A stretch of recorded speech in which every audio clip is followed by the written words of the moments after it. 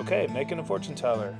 You need a square, so on a sheet of paper, take the corner, put it to the side, fold, then that creates the line that you need to cut to make any paper to square.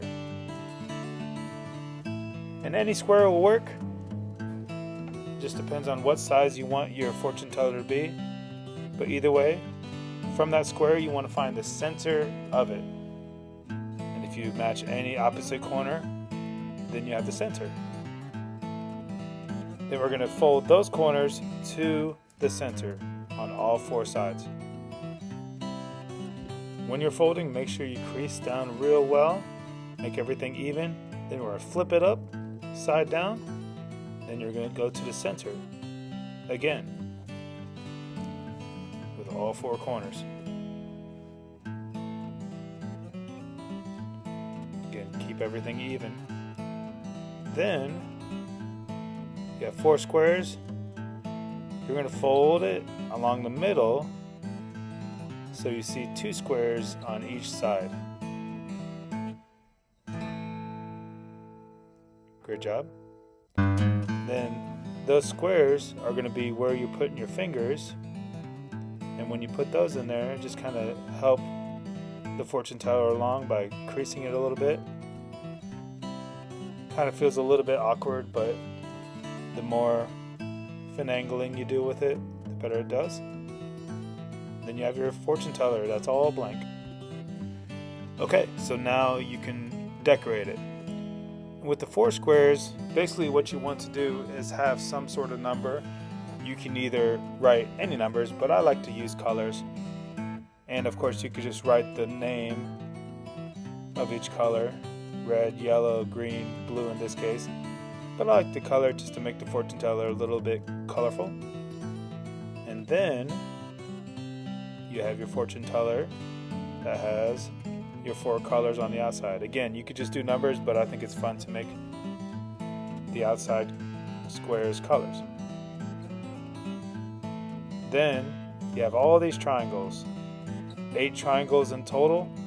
All of those need a number. So I just number each triangle 1 through 8. You can do any numbers you want, but 1 through 8 is just the most basic.